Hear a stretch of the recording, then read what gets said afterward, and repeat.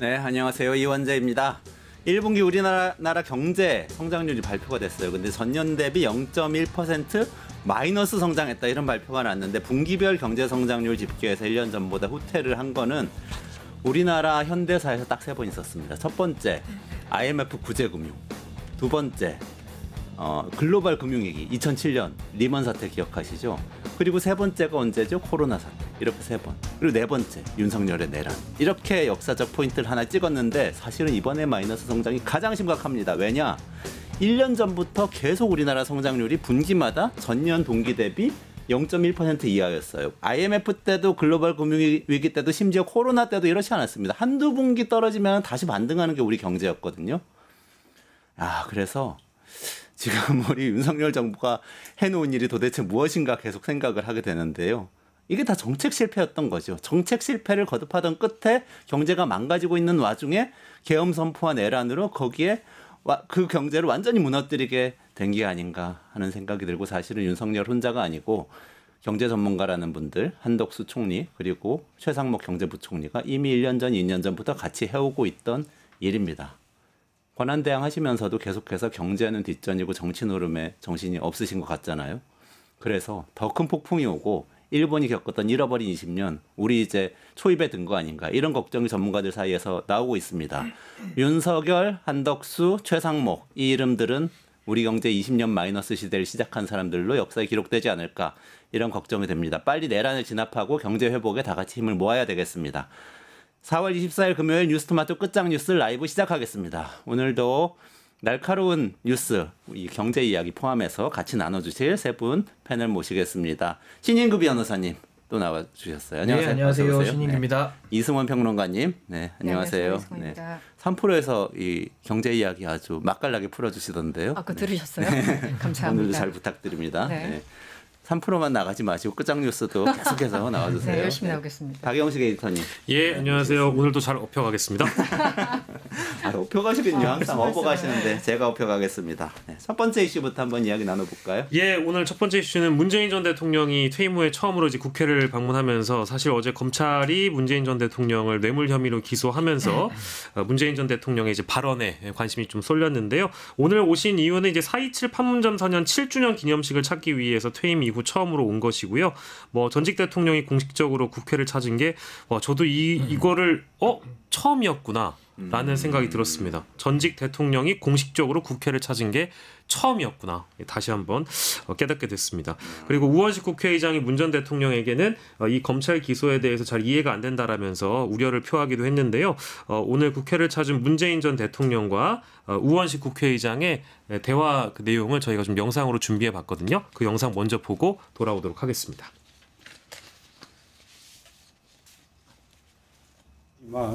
뭔가 정해진 방향대로 그냥 무조건 밀고 가는 그런 이제 그 느낌이 들었습니다. 어쨌든 이 검찰이 그만큼 정치화되고 있고 또 검찰권이 남용된다는 그는 뭐 아주 단적인 그런 사례 같아서 앞으로 이제 그 점을 내 개인적인 무고함을 밝히는 차원을 넘어서 그런 검찰권의 남용과 정치화 이런 부분들을 제대로 이렇게 좀 드러내고 좀 국민들에게 알리는데 좀 주력을 할 계획입니다. 그 기소 이야기를 듣고 근데 제가 참 납득이 잘 안 되는 게 답변 준비 중에 계셨다고 4월 말까지 답변하기로 하셨는데 답변 준비 중에 갑자기 기소가 됐다고 그래서 이게 지금 우리 국가가 여러 가지로 지금 혼란한데 이렇게 절차가 제대로 지켜지지 않고 시기적으로도 또 그렇고 내용적으로도 그렇고 저도 잘 납득이 안 되는데 네, 이렇게 대화를 나누셨군요. 그렇습니다. 네. 요거는 어떻게 봐야 될까요? 신인규 변호사님부터 한번.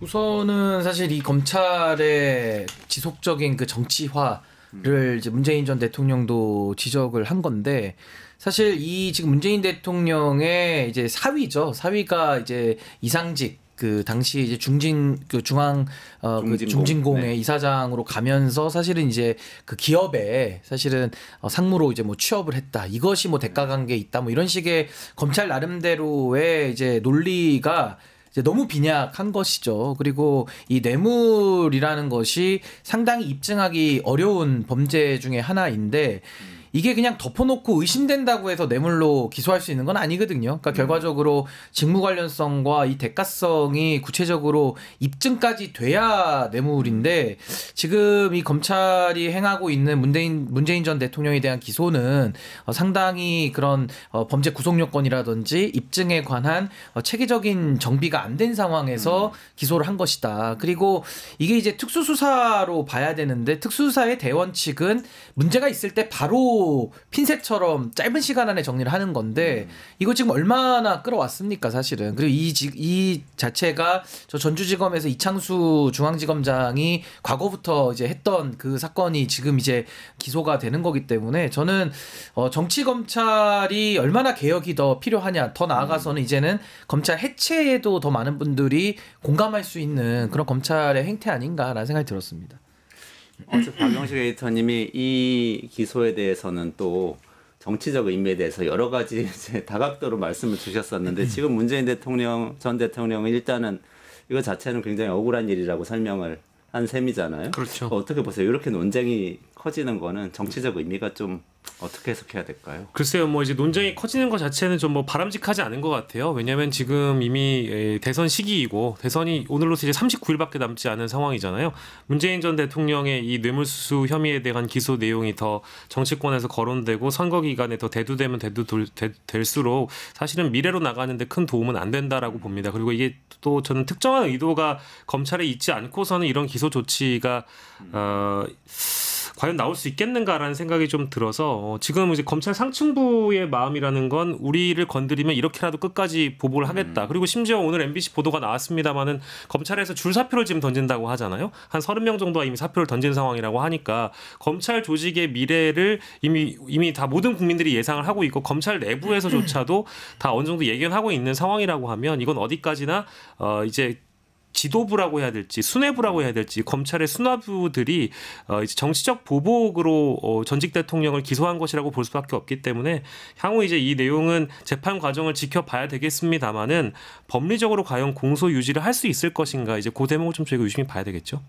검찰권 남용이다. 어떤 묘한 정치적 의도가 있는 것 같다. 이렇게 말씀 주셨는데 평론가님 어떻게 보세요?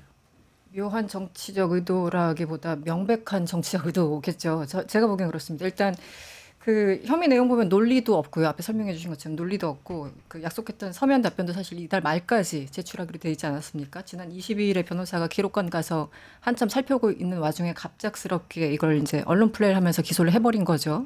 그리고 문 대통령이 오늘 이제 서울 올라오는 걸 알고 또 시기도 조절을 한 것 같습니다. 이 세 가지 측면에서 검찰의 굉장히 정치적인 의도가 드러나고 그렇다면 실무에서 하는 검사들이 이런 짓거리를 했겠느냐. 저는 그렇게 보지는 않습니다. 여전히 그 내란 세력이라고 보이는 박성재 법무장관 그대로 앉아있죠. 심우정 앉아있죠. 특히 보이지 않지만 김주현 수석 여전히 앉아있죠. 그래서 이 내란 세력들 그 우두머리를 차지하는 그 사람들이 기획을 한 것이 아닌가라는 생각이 들고 이게 사실 3년 5개월 끌었잖아요. 그리고 정작 탈탈 털었던 전사위 그 딸에 대해서는 기소 유예를 하고 문 대통령에 대해서 뭐 조사 한 번도 없이 이렇게 기소한다는 건 누가 봐도 무리고 저는 그 이제 예전부터 느꼈던 건데 이번에 헌재에서도 그렇지만 여러 명의 검사들이 국회에서 탄핵을 당해서 헌재에 갔지만 그래도 살아 돌아오는 경우가 대부분이었잖아요. 검사들도 그렇고. 근데 그 기소권 남용으로 저는 가장 이제 인상적인 건 여전히 제 머리를 떠나지 않는 건 예전에 서울시 간첩단 사건 그 유우성 씨 사건입니다.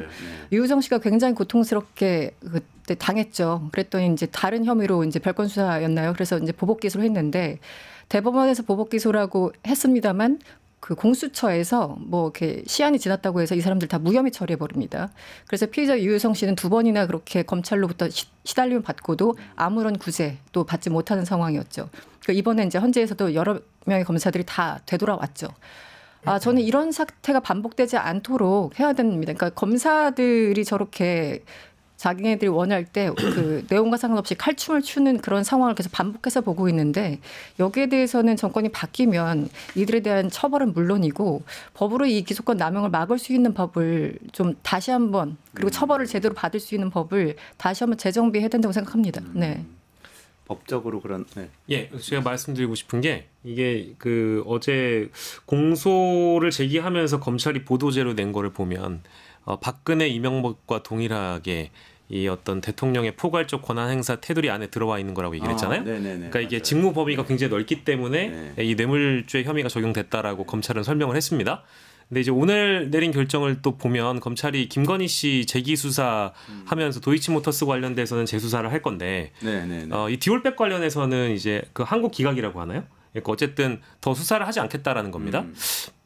근데 그 내용도 보면 청탁금지법을 적용했을 때 대통령의 직무 범위에 디올백을 받은 게 들어가지 않는다라는 그 항변을 했단 말이에요. 네. 그러면 김건희의 디올백 사건은 윤석열의 직무 범위에 해당하지 않기 때문에 그건 이제 한국 기각을 하는 것이고 문재인 전 대통령이 사위의 월급으로 인해서 뇌물 혐의가 적용된 것은 대통령의 권한은 범주가 넓다 보니까 적용된다는 거 아니겠어요? 네네. 물론 각계 개별 사건은 아예 다른 혐의의 적용이고 다른 사건일 수 있습니다.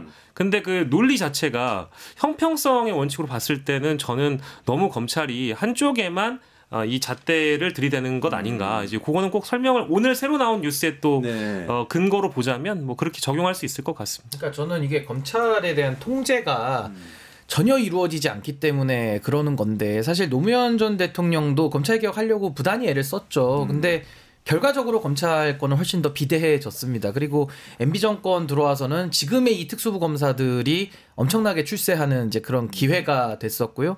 또 그러고 나서 문재인 정권 들어와서도 이 검찰을 처음에 쓰다 보니까 그때 이제 힘을 비대하게 했다가 결국 검찰개혁을 이제 실패하게 된 셈이거든요. 그래서 저는 이제 앞으로 정말 그러면 어떻게 해야 잘 될 것이냐. 그게 굉장히 좀 중요하다고 봐요. 그래야 뭐 말씀하신 유우성 씨 같은 피해자라든지 또 우리 누구도 그 피해자가 다 될 수 있다라는 생각을 그렇죠. 가져야 되는 거거든요.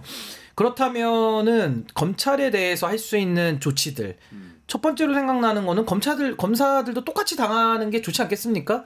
그래서 공수처를 더 강화시키고 더 검찰에 대한 수사, 뭐 심지어 검찰총장도 죄가 있으면 잡아 넣어야죠. 그게 돼야 이제 검찰도 정상화될 수 있다는 생각이 들고 또 하나는 검사들이 잘못하는 게 두 가지거든요. 하나는 덮어주는 거, 내지는 하나는 과잉 수사하는 거. 이 두 가지만 제어를 하면 됩니다. 네. 덮어주는 거 같은 경우는 시민들 참여시켜가지고 그 기소 권한을 시민들과 나누면은 해결이 될 일이고요. 그리고 검사들이 과잉해서 수사를 했을 때는 사실 이제 무죄가 나온다면 그때 책임 안 지거든요. 앞으로는 책임을 물리면 되는 거예요. 네, 그러니까 네, 이런 조치들을 지금까지는 못 해왔기 때문에 검사들의 이런 난동을 거의 방치 상태로 했고 그 끝판왕, 정치의 끝판왕이 지금 이렇게 윤석열 대통령 시대 그 이후에도 이 전직 대통령들을 무리하게 기소해서 이제 법정에 세우는 이 지경까지 온 거 아닌가. 저는 이 심각성을 좀 우리가 받아들여야 된다고 봅니다. 하나만 좀 짧게 덧붙이면 좀 비교를 하고 싶은데 물론 이제 김건희 수사를 계속 중간에 끊어먹고 안 하고 뭐 불기소하고 등등 뭐 이런 걸 많이 봤습니다만 최근에 이제 오늘 이제 주제와는 좀 벗어납니다만 명태균 관련해서 여러 명의 사건들이 지금 올라와 있지 않습니까? 네. 그런데 예를 들어 홍준표 사건 같은 경우가 명태균과 홍준표 간의 어떤 뭐 정치자금법 의혹 관련 처음에 이게 창원지검에 갔다가 대구지검에 갔다가 대구경찰청으로 이송이 됐어요. 그리고 그 이후에 추가 고발이 됐습니다. 그러니까 홍준표 측에서 뭐 뇌물을 준 것이 아니냐라는 그 의혹 때문에 추가 고발건이 있었는데 그 돈을 건넨 뭐 최모 씨, 박모 씨 해가지고 나중에 공무원 채용 들어간 게 소위 말하는 그 수뢰 부정청사가 아니냐라는 이런 건데 이것도 처음에는 서울중앙지검에 고발을 했거든요. 대구지검 갔다가 지금 또 대구경찰청 갔습니다. 2개 사건 뭐 연관. 그러니까 이게 무슨 전국 노래자랑도 아니고 전국을 순회하고 있는 상황이잖아요. 이거 하나만 봐도 이 사건에 대해서 얼마나 열심히 파고 있는지 그리고 어떤 사건에 대해서 얼마나 열심히 눈을 감고 있는지 아주 비교가 되는 사건들이 아닌가 싶습니다. 네. 그러네요. 검찰개혁 반드시 해야죠. 근데 한편으로는 또 문재인 정부 때 완수하지 못했다는 또 아픔이 또 있습니다. 네, 그런 생각도 들고요.